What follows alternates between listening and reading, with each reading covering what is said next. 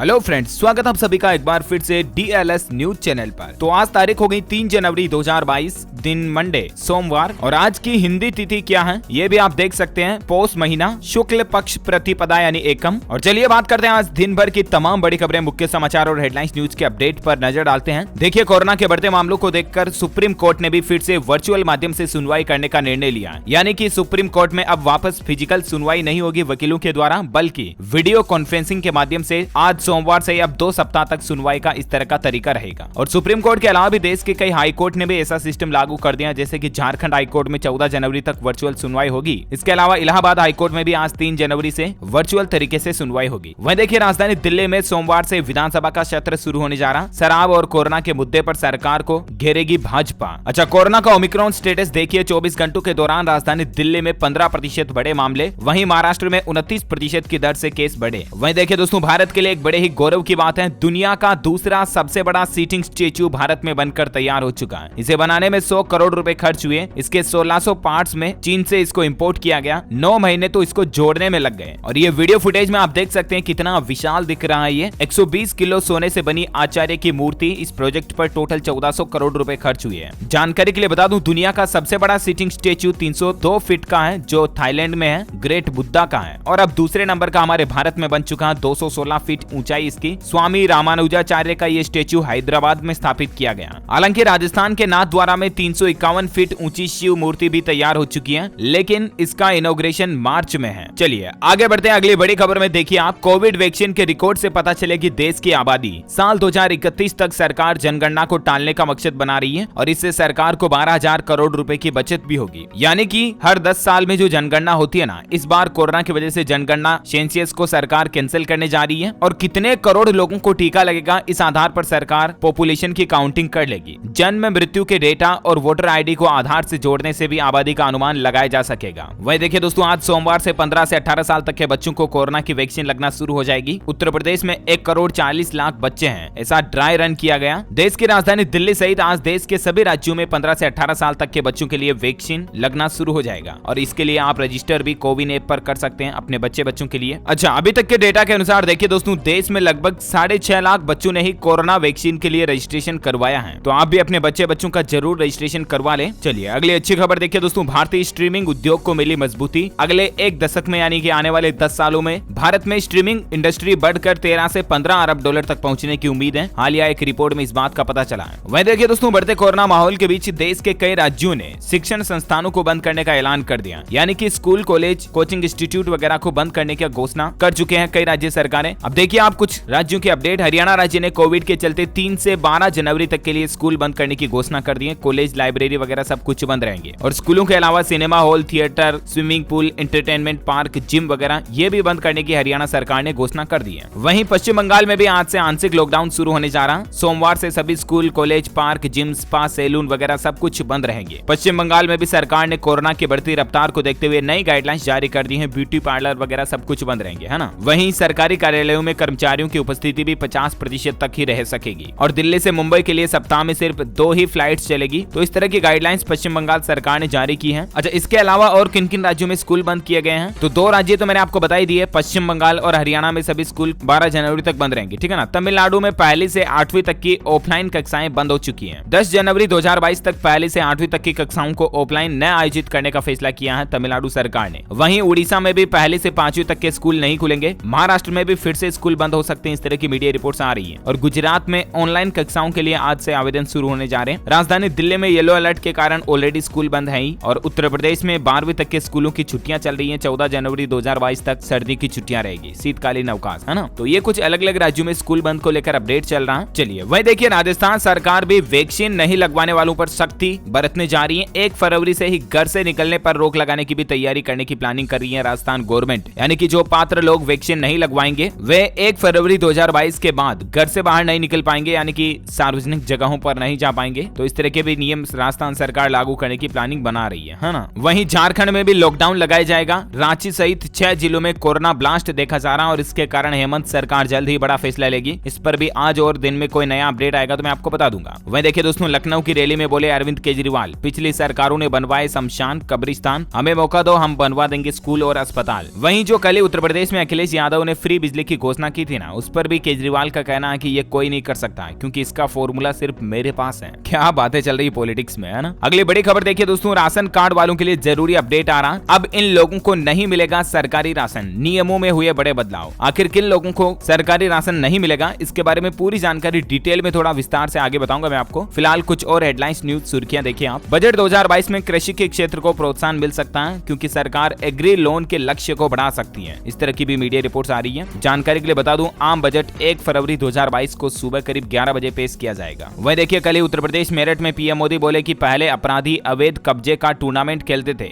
लेकिन अब योगी सरकार उनके साथ जेल जेल खेल रही है। दरअसल प्रधानमंत्री ने कल ही मेरठ में एक खेल विश्वविद्यालय की आधारशिला रखी। मेजर ध्यानचंद स्पोर्ट्स यूनिवर्सिटी का उद्घाटन शिलान्यास किया उन्होंने, और वहीं मेरठ में ओगरनाथ मंदिर में उन्होंने पूजन भी किया और बोले कि उत्तर प्रदेश में भ्रष्टाचारियों का खेल खत्म, अब खेल रहे हैं सच्चे खिलाड़ी। और स्पोर्ट्स यूनिवर्सिटी के इस उद्घाटन से खेल क्रांति को बढ़ावा मिलेगा। अच्छा, वहीं देखिए दोस्तों, कल 4 जनवरी को प्रधानमंत्री नरेंद्र मोदी देश के 2 और राज्यों का दौरा करेंगे, मणिपुर और त्रिपुरा का, और यहाँ पर वो 4,800 करोड़ रुपए की 22 परियोजनाओं का उद्घाटन भी करेंगे। 4 जनवरी को 22 प्रोजेक्ट समेत टर्मिनल भवन का भी उद्घाटन करेंगे। और दोस्तों, पीएम मोदी के त्रिपुरा के दौरे से पहले भारत की बीएसएफ सेना अलर्ट हो चुकी है। भारत बांग्लादेश सीमा पर सुरक्षा को भी बढ़ा दिया गया, गश्त में भी इजाफा किया गया, क्योंकि कल ही देखिए दोस्तों, पाकिस्तान ने एक घुसपैठ हरकत की। एलओसी पर भारत में घुस रहा था पाकिस्तानी सैनिक और इंडियन आर्मी ने उसको ढेर कर दिया, गोलियों से भून डाला, और भारतीय सेना ने कहा कि अपने सैनिक का शव ले जाए पाकिस्तानी आर्मी। तो ऐसे में प्रधानमंत्री के दौरे से पहले सुरक्षा व्यवस्थाओं को बढ़ा दिया गया। और वहीं कल 4 जनवरी के बाद 5 जनवरी को परसों प्रधानमंत्री नरेंद्र मोदी पंजाब में फिरोजपुर जाएंगे और वहां पीजीआई सैटेलाइट सेंटर का भी उद्घाटन करेंगे और भाजपा के कार्यक्रम में भी शामिल होंगे। तो ये कुछ रहेगा प्रधानमंत्री का दौरे का शेड्यूल। चलिए अगले बड़ी खबर देखिए दोस्तों, महिलाओं पर हिंसा भगवान का अपमान है। नए साल पर पोप फ्रांसिस बोले कि माँ जीवन देती है, दुनिया को एक रखती है, प्रोटेक्शन जरूरी है। कल एक रिपोर्ट आई थी महिलाओं को लेकर कितने क्राइम हुए थे साल 2021 में, मैंने आपको बताए थे। तो इन सब के बीच ये पोप का दुनिया के लिए बहुत ही अच्छा शांति संदेश है वाकई में। अच्छा, वहीं देखिए दोस्तों, तनाव के बीच एक साथ नजर आए भारत और चीन के सैनिक, नए साल पर एक दूसरे को दी मिठाई। ये कुछ तस्वीरें आप देख सकते हैं। वहीं देखिए दोस्तों, दिल्ली हाईकोर्ट ने कहा कि बीमारी को छिपाकर विवाह करना धोखा है, रद्द की 16 साल पुरानी शादी। जी हाँ, एक पति पत्नी के केस को लेकर दिल्ली हाईकोर्ट ने बड़ा फैसला सुनाया है। अगर कोई भी पति पत्नी शादी करते हैं एक दूसरे से और अगर उनमें कोई गंभीर बीमारी है तो वो दोनों एक दूसरे से छुपा नहीं सकते हैं, और अगर छुपा कर शादी करते तो इसको धोखाधड़ी माना जाता है, धोखे के साथ किया हुआ विवाह माना जाता है। और ऐसे ही एक 16 साल पुरानी शादी को रद्द कर दिया हाईकोर्ट ने, क्योंकि महिला ने दावा किया कि उसे कभी कोई मानसिक या शारीरिक बीमारी नहीं हुई है। कोर्ट ने उन्हें मेडिकल बोर्ड से जांच करवाने को कहा, लेकिन मेडिकल टेस्ट करवाने के लिए भी महिला ने इनकार कर दिया। और याचिका में शख्स ने कहा कि 16 साल पहले 2005 में उनकी शादी हुई थी, तब से महिला एक मानसिक बीमारी से ग्रसित है और धोखे के साथ उसको छुपा कर शादी की गई। तो दिल्ली हाईकोर्ट ने ये फैसला सुनाया है ना। वहीं देखिए अगली बड़ी खबर, ठंड के चलते 8वीं तक के सभी सरकारी और प्राइवेट स्कूल बंद रहेंगे, बिहार पटना के डीएम ने जारी किया आदेश। अच्छा चलिए अगली बड़ी खबर देखिए दोस्तों, बुली बाई ऐप जिसे सरकार ने ब्लॉक कर दिया। ये ऐप आजकल चल रहा था दोस्तों, जिस पर महिलाओं और खास करके मुस्लिम महिलाओं के अपमान का इस ऐप पर आरोप था, तो सरकार ने इसको ब्लॉक कर दिया। ये एक ऐसा ऐप था जहां पर मुस्लिम महिलाओं के इंटरनेट से फोटो लिए जाते थे, सैकड़ों फोटो अपलोड किए जाते थे चोरी छिपे, और उनकी स्मगलिंग वगैरह होती थी, है ना। तो इसको सरकार ने ब्लॉक कर दिया। चलिए अगला अपडेट देखिए, छत्तीसगढ़ राज्य के इस जिले में स्थापित हो रहे रेलवे पार्ट्स बनाने वाले 22 उद्योग, और इससे 5000 से ज्यादा पढ़े लिखे युवकों को रोजगार मिलेगा। दरअसल भारतीय रेल से जुड़े पार्ट्स तैयार करने के लिए छत्तीसगढ़ भिलाई के औद्योगिक क्षेत्र में 52 एकड़ जमीन में 22 उद्योग लगाए जाएंगे, जहां पर रेलवे के पार्ट्स बनाए जाएंगे और इससे इंडस्ट्रियल डेवलपमेंट भी होगा। चलिए अगली बड़ी खबर देखिए, तेलंगाना सरकार ने उत्तर प्रदेश से आलू खरीद पर लगाई रोक। चुनावी माहौल में असुद्दीन ओवैसी से नाराज हो गए लोग। आगरा के आलू किसान असुद्दीन ओवैसी से इसलिए नाराज हैं क्योंकि तेलंगाना सरकार ने उत्तर प्रदेश से आलू की खरीदारी पर रोक लगा दी है और अब किसान भाई लोगों का सेल आउट कम हो गया। किसानों का कहना है कि सरकार ने हमारे पेट पर लात मारी है, क्योंकि उत्तर प्रदेश से लगभग 100 ट्रक आलू रोज तेलंगाना जाता था, वो अब बंद हो गया। वहीं देखिए दोस्तों, साल 2022 में हार सकता है कोरोना,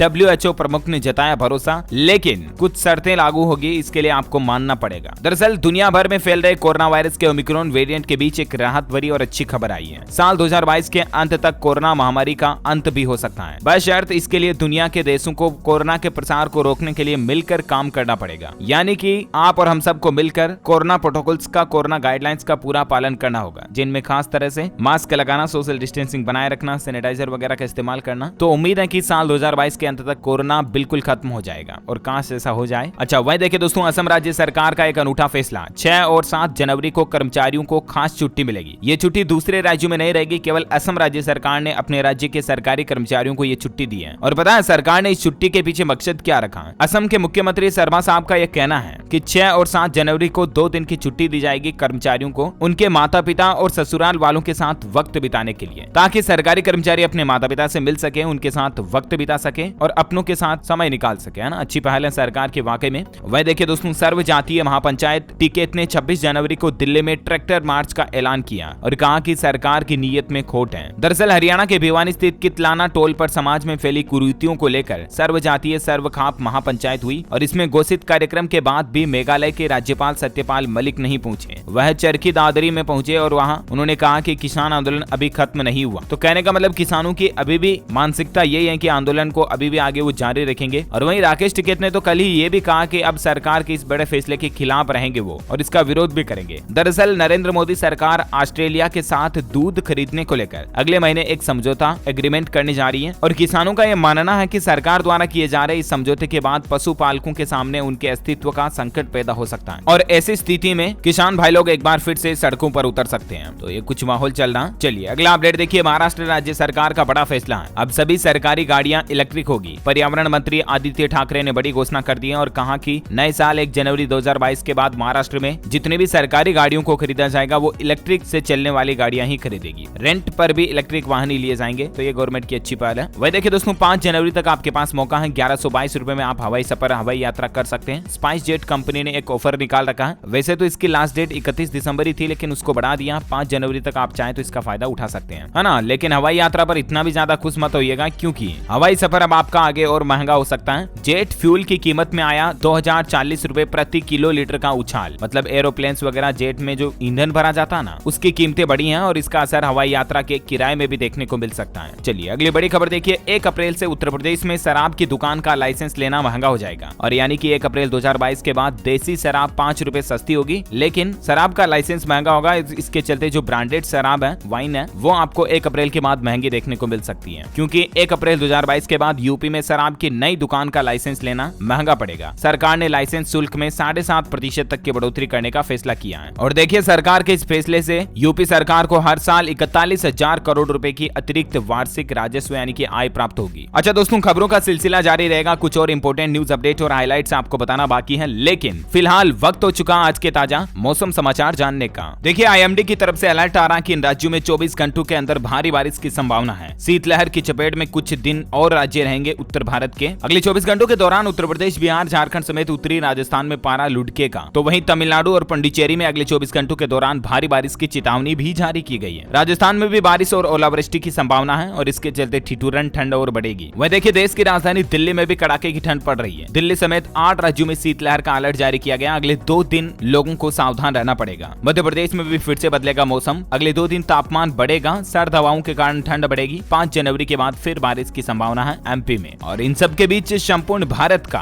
आज 2 जनवरी 2022 का मौसम पूर्वानुमान आखिर क्या कहता है, तो आपको बता दूं अगले 24 घंटों के दौरान जम्मू कश्मीर, हिमाचल प्रदेश, लद्दाख और उत्तराखंड के अलग अलग हिस्सों में छिटपुट बारिश और हिमपात यानी कि बर्फबारी की भी संभावना है। तो वहीं तमिलनाडु के कुछ हिस्सों में हल्की से मध्यम बारिश हो सकती है। इसके अलावा अरुणाचल प्रदेश, असम, मेघालय, नागालैंड, मणिपुर, मिजोरम और त्रिपुरा में भी छिटपुट बारिश हो सकती है। वहीं उत्तर पश्चिम भारत में न्यूनतम तापमान में बढ़ोतरी या मामूली बढ़ोतरी होने की संभावना है और अगले 24 घंटों के दौरान पूर्वी भारत के न्यूनतम तापमान में 2 से 3 डिग्री सेल्सियस की गिरावट आ सकती है। ओके, तो ये रहा आज का वेदर न्यूज अलर्ट। वहीं फटाफट से कुछ कोरोना बुलेटिन देख लेते हैं। देखिए छत्तीसगढ़ के स्वास्थ्य मंत्री टीएस सिंह भी खुद कोरोना से पॉजिटिव हो गए और वो बोले कि जब तक जरूरी न हो घर में ही रहें, घर से बाहर ना निकलें। मुख्यमंत्री भूपेश बघेल ने उनका हालचाल भी जाना। वह देखिए उत्तर प्रदेश अमेठी में ब्रिटेन से लौटे पति पत्नी ओमिक्रॉन पॉजिटिव पाए गए। उत्तर प्रदेश में एक दिन में कोरोना वायरस संक्रमण के 552 नए केस दर्ज हुए। राजधानी दिल्ली वालों को मुख्यमंत्री ने दिलासा दिया। अरविंद केजरीवाल बोले कि नए कोरोना केस 3 दिन में 3 गुना हो गए, पर घबराना मत क्योंकि हॉस्पिटलाइजेशन की दर अभी कम है। तो वहीं दिल्ली वालों को केजरीवाल सरकार ने एक और बड़ी राहत दी है। अब घर पर ही आइसोलेट कोरोना मरीजों को फ्री में मिलेगी ये सुविधाएं। दिल्ली सरकार की यह नई पहल है। दरअसल दिल्ली में घर पर आइसोलेट कोरोना मरीजों को फ्री में योगा क्लास दी जाएगी और ये क्लासेज मरीजों को उनकी इम्यूनिटी बढ़ाने के लिए सरकार देने की बात कर रही है। वहीं देखिए राजस्थान में भी सरकार ने शादी समारोह को लेकर नई गाइडलाइंस जारी की है और नए नियमों के मुताबिक शादी समारोह में 200 व्यक्तियों की ही एंट्री हो सकेगी। अंतिम संस्कार में 20 लोगों को परमिशन होगी। वह देखिए दोस्तों जम्मू कश्मीर में 13 छात्रों के संक्रमित पाए जाने के बाद रियासी में श्री माता वैष्णो देवी विश्वविद्यालय को बंद कर दिया गया। वहीं हालिया एक रिसर्च में बड़ा खुलासा हुआ है कि वैक्सीन की दोनों डोज लेने के बाद भी कैंसर के मरीजों को कोविड संक्रमण का खतरा ज्यादा होता है, यानी कि जो कैंसर के पेशेंट हैं वो तो कोरोना से स्पेशली बच कर रहे हैं। वह देखिए कोरोना के बढ़ते असर के बाद हरियाणा राज्य में महामारी अलर्ट घोषित कर दिया गया है। ग्रुप ए में रखे गए गुरुग्राम समेत 5 जिले और विदेशों से आने वाले लोगों पर विशेष निगरानी रखेगी सरकार। पश्चिम बंगाल में देखिए सरकारी अस्पताल के 22 चिकित्सक कोरोना से संक्रमित हो गए। डॉक्टरों के संक्रमण के कारण अस्पताल ने ऑपरेशन भी स्थगित कर दिया। वहीं मध्य प्रदेश में भी कोरोना रफ्तार बढ़ रही है। तीसरी लहर में संक्रमण की पहली रफ्तार बढ़ती हुई नजर आ रही है और दूसरी से तेज हो रही है। 3 दिन में ही डबल केस हुए। राजस्थान में भी बड़ा कोरोना विस्फोट देखा गया। आप देख सकते हैं 224 नए पॉजिटिव पाए गए। 6 इलाके हॉटस्पॉट बन गए राजस्थान के। टोटल 355 संक्रमित मिले हैं। वहीं देखिए कोरोना के कारण बेंगलुरु को रेड जोन घोषित कर दिया गया। 7 जनवरी से पहले कर्नाटक में और भी पाबंदियों को सख्त किया जाएगा। ये कर्नाटक के एक मंत्री की तरफ से ऐलान किया गया। वहीं हरियाणा राज्य में 12 जनवरी तक छात्रों के लिए यूनिवर्सिटी कॉलेज वगैरह सब कुछ बंद रहेंगे। हालांकि नियमित रूप से ऑनलाइन क्लासेज चालू रहेगी। उत्तर प्रदेश के मुख्यमंत्री योगी आदित्यनाथ का भी कहना है कि ओमिक्रॉन से घबराने की जरूरत नहीं है। संक्रमित लोग 4 से 5 दिन में ठीक हो जाते हैं। तो ये कुछ कोरोना माहौल चल रहा। और आइए अब अपन फटाफट से देश दुनिया की कुछ और समाचार सुर्खियां देख लेते हैं। देखिए 1000 से सस्ते जूतों पर 7% जीएसटी बढ़ाने का विरोध शुरू हो चुका है। पंजाब लुधियाना में 4 जनवरी को कारोबारी इसके खिलाफ प्रदर्शन भी करेंगे। भले ही दोस्तों कपड़ा कारोबारियों को तो केंद्रीय जीएसटी काउंसिल ने राहत दी है और जो जीएसटी 5% से 12% बढ़ाने की प्लानिंग थी ना उसको तो कैंसिल कर दिया, राइट। लेकिन अब जूता कारोबारियों पर महंगाई की मार जीएसटी की बड़ी दरों के रूप में पड़ रही है। इसको लेकर पंजाब के प्रमुख जूता होलसेल मार्केट के कारोबारियों की ओर से इस मसले पर बैठक की गई और अब सरकार के खिलाफ प्रदर्शन करेंगे कारोबारी। वह देखिए दोस्तों एलोन मस्क ने खुद किया खुलासा। टेस्ला की ऑटो पायलट टीम में एक भारतीय था पहला कर्मचारी। ट्वीट से हुई थी भर्ती, यानी कि सोशल मीडिया से एक कर्मचारी की भर्ती की गई थी। भारतीय ने एलोन मस्क का सपना पूरा किया। टेस्ला कार की ऑटो पायलट प्रोजेक्ट टीम के हेड हैं अशोक। एलोन मस्क बोले कि टीम में सेलेक्ट होने वाले पहले मेंबर थे अल्लू स्वामी। ये भारत के हैं। तमिलनाडु से इलेक्ट्रॉनिक्स एंड कम्युनिकेशन में इन्होंने इंजीनियरिंग की है। अच्छा वहीं देखिए एक बड़ी ही विडंबना भरी बात की शादी की उम्र तय करने वाले बिल की जांच करने वाले पैनल के 31 सदस्यों में सिर्फ एक महिला शामिल है। मतलब जो सरकार शादी की उम्र बढ़ाकर 18 से 21 साल करने की प्लानिंग कर रही है ना लड़कियों की, उसके लिए जो जांच पैनल बनाया गया उसमें 31 टोटल मेंबर हैं, उनमें से सिर्फ एक महिला है। मतलब महिलाओं को थोड़ा ज्यादा रखना चाहिए था, है ना। अच्छा वहीं देखिए कल ही जो हरियाणा के भिवांडी में लैंडस्लाइड की जो घटना हुई ना, उनमें मृतकों के परिजनों को 10-10 लाख रुपए देगी कंपनी। अब तक 4 लोगों के शव बरामद हुए हैं। बचाव कार्य अभी भी जारी है। और इसके अलावा कल जो माता वैष्णो देवी मंदिर में भी भगदड़ मची थी जम्मू कश्मीर में, उसमें भी मृतकों के परिजनों को 5-5 लाख रुपए का अतिरिक्त मुआवजा भी मिलेगा। अब एलजी मनोज सिन्हा ने भी ये ऐलान कर दिया है। जम्मू कश्मीर के जो एलजी हैं उनकी तरफ से ये घोषणा की गई है। एलजी बोले तो लेफ्टिनेंट गवर्नर की तरफ से, है ना। वहीं देखिए ओमिक्रॉन संक्रमित बच्चे में सामने आया एक नया लक्षण जो कि दिल्ली के एलएनजेपी हॉस्पिटल में भर्ती था और वो नया लक्षण देखा गया दस्त की शिकायत का। जी हाँ, मतलब जो बच्चा ओमिक्रॉन से संक्रमित था ना उसे दस्त लग रही थी और ऐसे में बच्चों में ये ओमिक्रॉन का नया लक्षण देखने को मिला और इसके बाद डॉक्टरों ने इसे गंभीरता से भी लिया। वहीं देखिए बीसीसीआई का नए साल पर घरेलू क्रिकेटरों को तोहफा। रणजी ट्रॉफी सीजन शुरू होने से पहले किया मुआवजे का ऐलान। खिलाड़ियों को मैच फीस के 50% का भुगतान किया जाएगा। ये बीसीसीआई की तरफ से अनाउंसमेंट कर दिया गया। वहीं देखिए जिंदगी की एक हकीकत भरी दास्तां शेयर की एक शख्स ने रेडिट सोशल मीडिया प्लेटफॉर्म पर। शख्स का कहना है कि वो 35 साल की उम्र में ही करोड़पति बन गया, लेकिन वो कह रहा है कि अब ये लाइफ बोरिंग लग रही है। अमीर होना बोरिंग है, उसको वापस नौकरी वाले दिन याद आ रहे हैं। इस शख्स ने 2014 में बिटकॉइन में अच्छा खासा इन्वेस्टमेंट किया था और उसके बाद इसको अच्छा खासा रिटर्न मिला और उसके कारण ये करोड़पति तो बन गया, अमीर बन गया। उसके बाद इसने जॉब छोड़ दी, नौकरी छोड़ दी, लेकिन अब इसको लाइफ में ये रियलाइज हो रहा कि बिना काम किए लाइफ बोरिंग सी लगती है। और इसीलिए मतलब इससे ये चीज सिद्ध होती है दोस्तों कि चाहे हम कितने ही अमीर क्यों ना हो जाएं, जिंदगी में हमें डेली कुछ न कुछ नया सीखते रहना चाहिए, नया करते रहना चाहिए और जिंदगी में कुछ न कुछ नया ट्राई करते रहना चाहिए। इससे लाइफ बोरिंग नहीं लगती है, बल्कि लाइफ को एक्साइटमेंट के साथ जीना चाहिए, राइट। चलिए अगला अपडेट देखिए। भारतीय रेलवे ने मुंबई से चलने वाली 14 ट्रेनों को रद्द कर दिया। घर से निकलने से पहले आप भी पूरी लिस्ट चेक कर लें इंडियन रेलवे के पोर्टल पर, ठीक है ना। क्योंकि क्या मतलब कहने का मतलब क्योंकि कई सारी ट्रेनें कैंसिल रहने वाली है ना। अच्छा वहीं देखिए किया कैरेंस की बुकिंग जनवरी में इस तारीख से शुरू हो जाएगी। कंपनी ने इसका टीजर भी जारी कर दिया। ये एक किया की 7 सीटर कार है और किया कैरेंस की बुकिंग जो है वो 14 जनवरी 2022 से शुरू हो जाएगी, ठीक है ना। कंपनी की तरफ से अनाउंसमेंट कर दिया। अच्छा मैंने आपको बीच में खबर बताई थी कि राशन कार्ड वालों के लिए एक नया नियम अपडेट ये है कि इन लोगों को राशन यानी कि सरकारी राशन नहीं मिलेगा। सरकार नियमों में बड़े बदलाव की तैयारी कर रही है। अब बात कुछ यूं है ना कि देश में गरीबों को तो सरकार राशन देती है, ठीक है ना, लेकिन सरकार की इस योजना का गलत फायदा देश में कई अमीर लोग भी उठा रहे हैं। मतलब जो अच्छे संपन्न है, मिडिल क्लास है या अच्छे पैसे वाले हैं, वो भी क्या कि सरकार की फ्री राशन योजना का फायदा लेते हैं, 2 नंबर में यूं ही और धोखाधड़ी फ्रॉड कर रहे हैं, ठीक है ना। तो अब सरकार राशन कार्ड के नियमों को सख्त करने जा रही है। सार्वजनिक वितरण मंत्रालय मानकों में बदलाव करने जा रही है ताकि राशन के नियमों को पारदर्शी बनाया जा सके और इसमें गड़बड़ी ना हो। और और एक्चुअल में राशन का फायदा उन्हीं लोगों को मिलेगा जो वाकई में गरीब है, जिनके परिवार को वाकई में गेहूं, चावल, शक्कर, चना दाल वगैरह जो सरकार राशन में देती है ना, वाकई में अगर परिवार में जरूरत है उन्हीं लोगों को इसका फायदा मिले। तो सरकार इस तरह की स्ट्रिक्ट कठोर नियम लागू करने जा रही है। अब इन नियमों के गाइडलाइंस जब भी सरकार की तरफ से ऑफिशियली अनाउंसमेंट की जाएगी ना, तो मैं आपको इसी चैनल DLS न्यूज के ऊपर बता दूंगा। ओके, वह देखिए एक स्टडी में बड़ा खुलासा हुआ है, महिलाओं के साथ गरीबों में नशाखोरी बढ़ी है। कोरोना में शराब और सिगरेट पीने की लत में 40% तक इजाफा देखा गया, लेकिन आप ऐसी लतों में ना फंसे। अच्छा, अंतिम अपडेट देखिए दोस्तों, अंतरिक्ष में बड़ी कामयाबी की तैयारी कर रहा हमारा भारत। जानिए 2022 में आखिर इसरो कौन कौन से उपग्रह लॉन्च करने वाला है। तो इस पर मैं आपको एक पूरा चार्ट बता रहा हूँ, ये देखिए आप। 2022 में भारत के इसरो के 6 बड़े प्लान हैं। जनवरी में 6 तारीख को रीसेट A1 उपग्रह लॉन्च करने की प्लानिंग है। इसके अलावा GSAT-24, OceanSat-3, Aditya AL-1, Gaganyaan और चंद्रयान 3 भी इसी साल दिसंबर 2022 में लॉन्च करने की इसरो की प्लानिंग है। ओके, इसी कड़ी में आज दिन भर की तमाम बड़ी खबरें, मुख्य समाचार, टुडे ब्रेकिंग न्यूज का अपडेट वीडियो यहीं फिनिश होता है। और हाँ, आप मुझे कमेंट करके बताइए दोस्तों कि दुनिया में कुल कितने महाद्वीप और महासागर हैं, उनकी संख्या आपको इस वीडियो के नीचे कमेंट में बतानी है। What are the total number of continents and oceans in the world? Let me know in the comment box. जो लोग इस सवाल का सही जवाब इस वीडियो के नीचे कमेंट में देंगे ना, वो रैंडमली सेलेक्ट होने पर आप हमारी DLS न्यूज टीम की तरफ से जीत सकते हैं एक शानदार सरप्राइज गिफ्ट, जो कि गिव अवे के रूप में आप तक पहुंचा दिया जाएगा। इसी के साथ ही अगर आपको वीडियो अच्छा लगा तो इसे लाइक करना, शेयर भी करना अपने दोस्तों के साथ फेसबुक और व्हाट्सएप पर। और हाँ, आप हमारे चैनल DLS न्यूज को सब्सक्राइब कर